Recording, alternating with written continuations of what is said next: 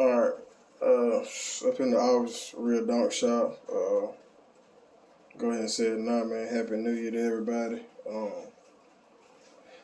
guess it's kind of like a birthday, coming up on New Year, whatnot. Made another year. If you're breathing, you're blessed. You still got family that's breathing, you're blessed. Um, that's the greatest gift. It's just a lot of people put value on money, on cloth, credit, things. It's just some stuff money can't buy. Some stuff all the time in the world can't buy. You can't, certain stuff you can't get back. So I just try to encourage everybody to put value on that stuff. Figured I'd get on here and give you some free game and whatnot. Trying to get back into the groove of things, man, as far as the cars and the motor and stuff. Like I said, man, I got a couple that they're freaking, they're so close to, if somebody was serious about getting it, it's like I could crank them up tomorrow. I know how money is this time of the year with people, so I'm not really pressed about it. And of course, I keep them. It's no pressure. But I had some people ask me about the motor that was in the white Camaro. I figured I'd get on here and give this free game about it and share my experience. What ended up happening with this motor, of course, was catastrophic failure.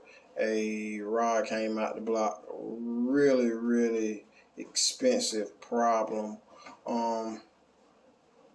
I guess it could have been avoided. I'm gonna take some steps to try to keep it from happening again. I'm not. You hear people talk about spiral locks, and some people having spiral lock problems. This is my first spiral lock problem. I definitely wish it would have happened on something a lot cheaper. I did not put the spiral locks in. I guess in certain situations, it's certain stuff you can do, and maybe that's one of the things I should have done. I didn't see where the problem. Even when spiral locks are put in, I have seen where a lot of high class engine builders on a lot of high horsepower applications have still had problems with spiral locks.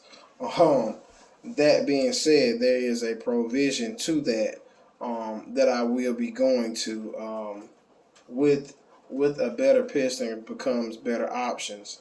They have buttons. So I will be going to something called a button with a better piston to keep that from happening. Had a spiral lock come out. All I can say is everything else was perfect. That's all I can say for it to last as long as it lasts. Everything else was perfect. Big cubic inch stroker. If you know something, you do. If not, I've showed it. I've showed it. You had to go back and look at my other videos. I'm not going downstairs to get a piston right now. It's where you start to come up with a slimmer piston, and the wrist pin starts to push into the oiling groove. So in that situation, you have a helper ring. I had a helper ring keep the wrist pin just a smidget in, and it stopped from scarring up the wall. I think I would have rather scarred up the wall. I really do. I think I'd have rather scarred up the wall than what happened. It had been like this for a while. I clearly had really good oiling and the rest of the bearings clearance. This problem happened on number one. It happened on number one. With this particular block, the oiling comes from the back. So everything else was slap perfect, man. I mean, just barely a streak or two off my coating on the bearings were gone. The crankshaft was just perfect. Up to number one. Number one, toast on with the crank accelerating the piston on the bottom side of it, accelerating the piston, was toast. It was like just I saw no bearing whatsoever left. At the same time, changing the oil. I almost want to say I should have seen it, but with the motor running as clean as it was, I did not see it. Any brand new motor, you're gonna have regular shavings. There was no big chunks, nothing like that. I imagine that the oil filter caught most of it. On a new build, I changed my oil filter really regular. Especially depending on how I plan on pushing it. I did not have a lot of miles or a lot of passes on it. That was another situation with it. It did have plenty of idle time. I'm not sure when it happened. I'm not sure when it occurred. I just know it happened for a long time. So in the situation, what happened? The wrist pin sliding over as far as it did. The oil and groove was out of whack. It just was. Once it hit there, that front one didn't have any oil pressure whatsoever. It just didn't. Oil pressure was being read out the back of the block. There was probably oil pressure. Guaranteed there was oil pressure there. Everything else looked fine. Wasn't any on the front side of this on this crankshaft on number one. It was all going out the top of the rod. Just what it was. I ended up smoking a crank. It ended up eventually ripping out of the piston.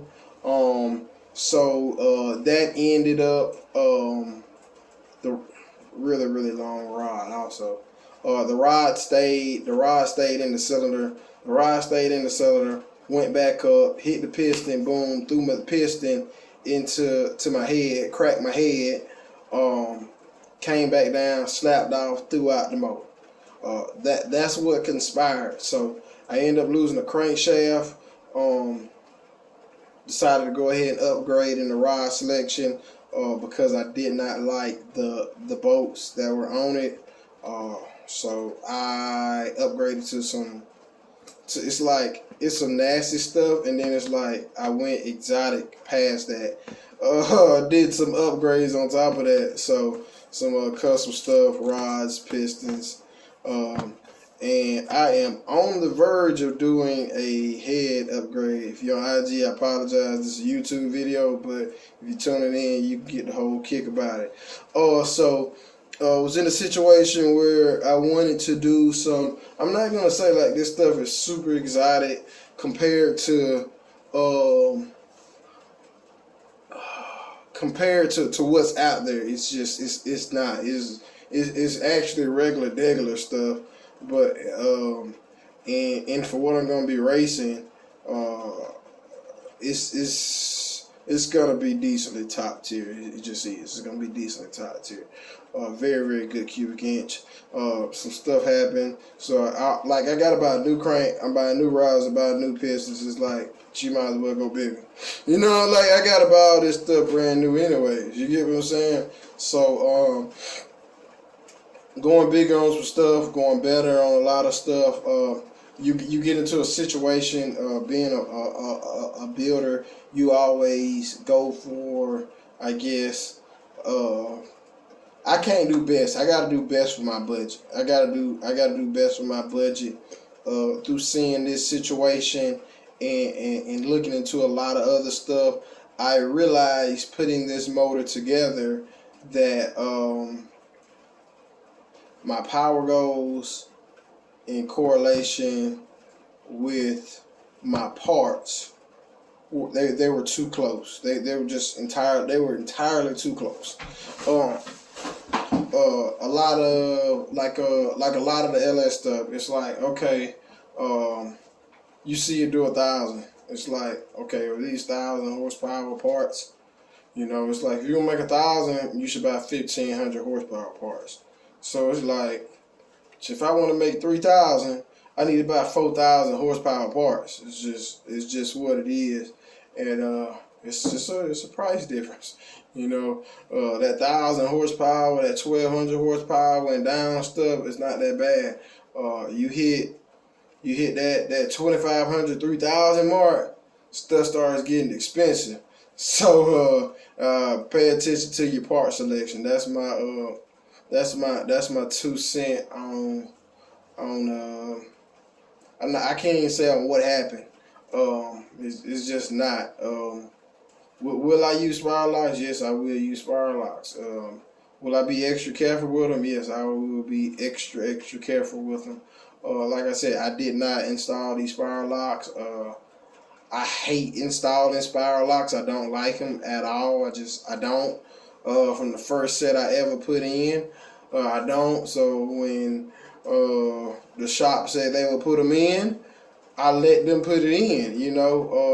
I can't say I came back and double checked it. I really can't even say it's their fault. Like if you understand what a spiral lock is made out of, you're crazy. You're crazy to trust it. Like literally, man.